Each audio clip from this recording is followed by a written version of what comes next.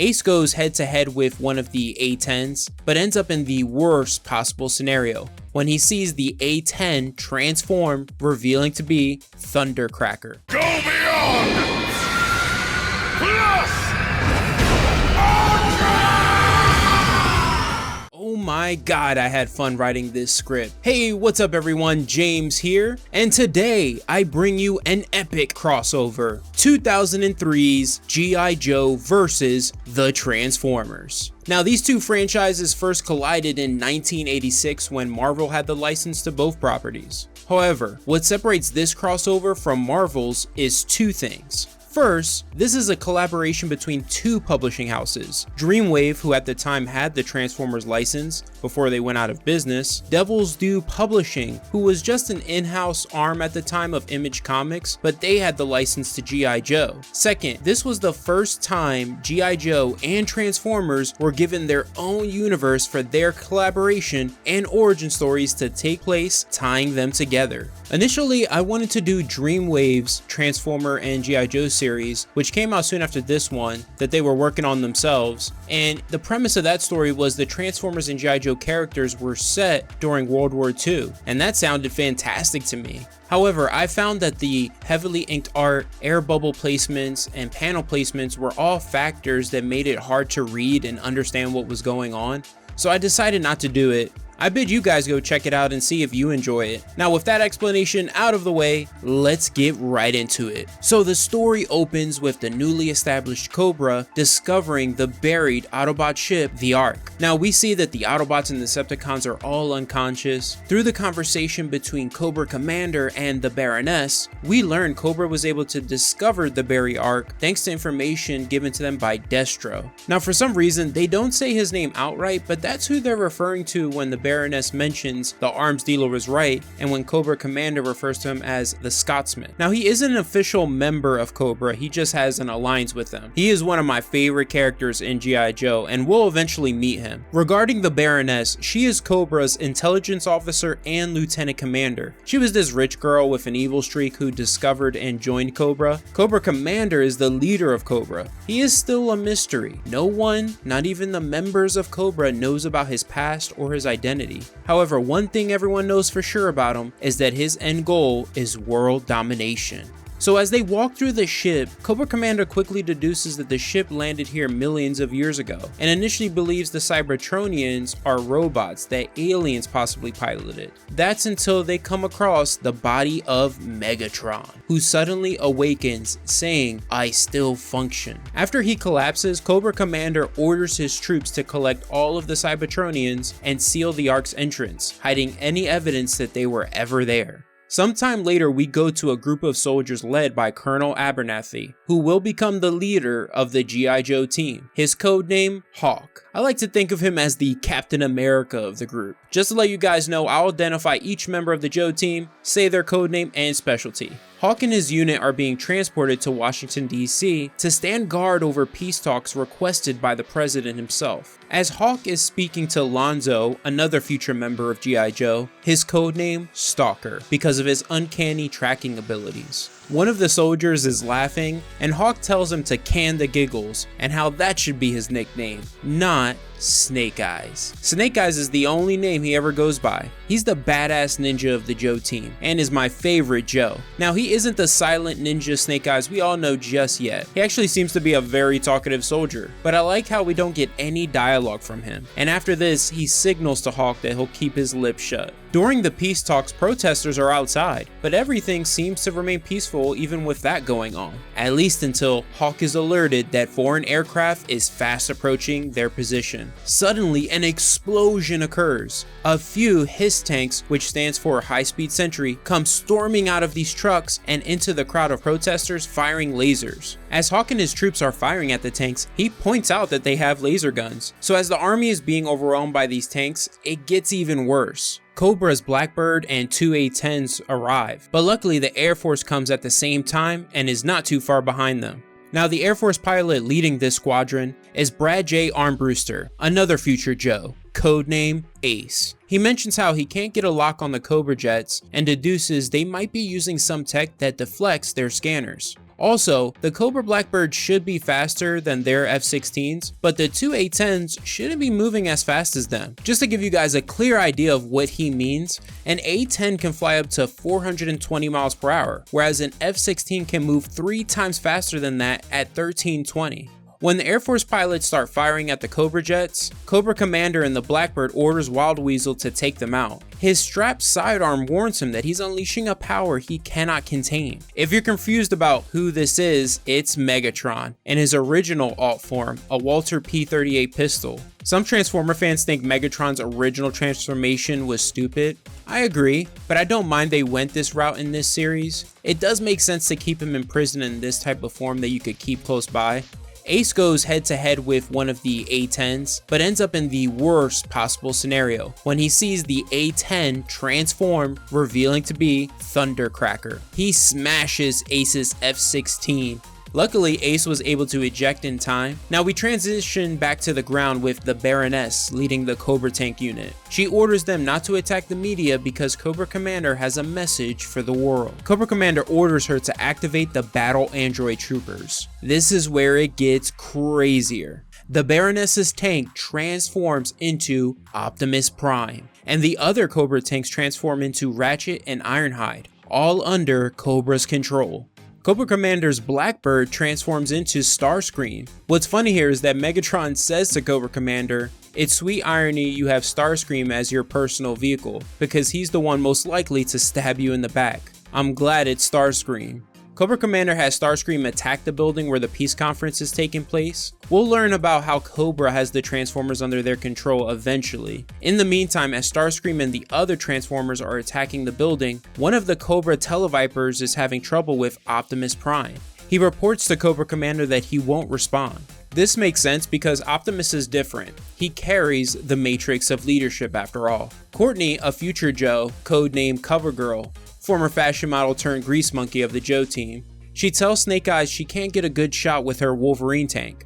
Snake Eyes tries to do what he can by firing his M16 at Starscream, but that doesn't end well. Starscream fires at the Wolverine tank, causing an explosion. Courtney quickly recovers from it and checks on Snake Eyes. She discovers he's alive, but the energy blast has heavily damaged his face. Sometime after the attack, General Flagg reviews the news coverage of Cobra's attack. It was funny that the news said the machines were out of a Japanese cartoon. One thing that is very clear here to General Flagg is Cobra wanted the world to know who they are and what they're capable of doing. They left their signature on the building where the conference was being held. General Flagg introduces Hawk to Officer Deshelle Fairborn, his Joe codename Flint, and Sergeant Allison Burnett, Joe codename Lady J. General Flagg says, "Get to know each other very well, because together the four of us are going to form a task force to take out this threat. It's going to consist of the toughest, baddest, bravest, and craziest SOBs the United States has to offer. Codename G.I. Joe."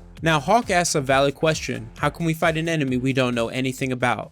Flagg reveals this is where Lady J and Flint come in.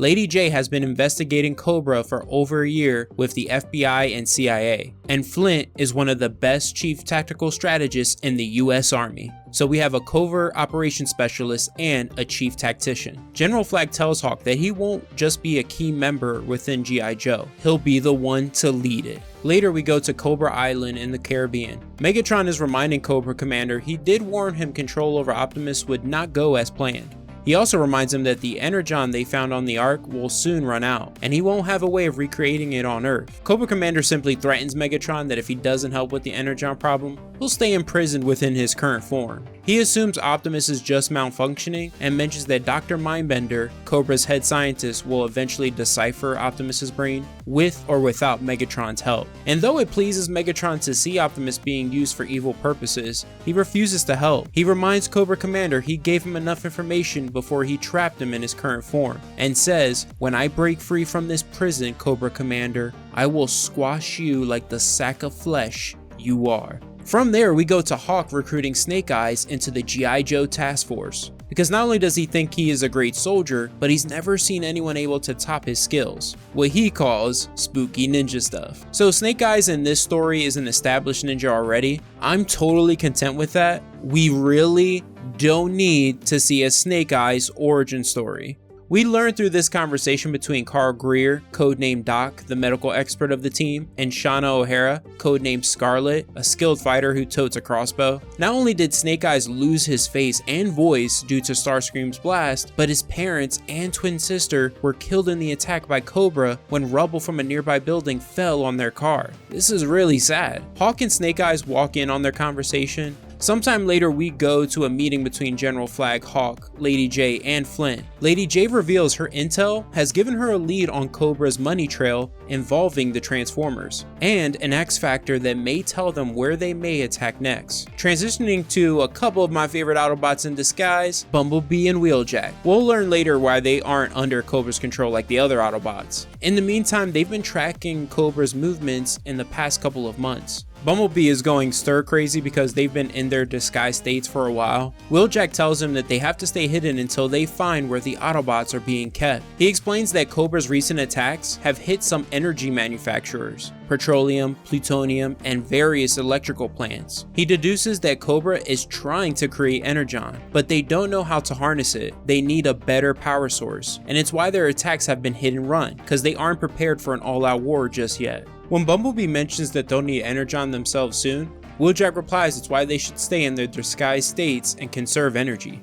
Returning to Cobra, Dr. Mindbender says those with the red symbols, aka the Autobots, go haywire when it's time for action. They've got the other Autobots under their control, but Optimus is the only one still resisting. He tries hacking his way through Optimus's main processor. That ends up being a bad idea. Optimus hacks their system and downloads a virus. Initially, Dr. Mindbender doesn't want to cut the power because he doesn't want to damage Optimus's operating system permanently. When one of his assistants tells him it's either Optimus or Cobra's system, he decides to cut the power. Cobra Commander calls him and demands to know what happened. Mindbender just lies, saying it was just a minor power surge. Cobra Commander orders him to double check and report to the landing pad immediately, because the arms dealer is about to arrive. We quickly go to Echelon 5, NSA headquarters, where they monitor every email, fax, and telephone transmission. You cannot tell me you don't believe that the government doesn't have one of these going on. What's funny here is this NSA employee is debating with his friend on who's hotter, Jennifer Garner or Eliza Dushku, which is definitely a debate guys were having in the early 2000s, because at that time, they both were big stars. He tells his buddy Gardner doesn't hold a candle to Dushku, and he is right. I had the biggest crush growing up on Dushku. God, I loved her as Faith in Buffy the Vampire Slayer.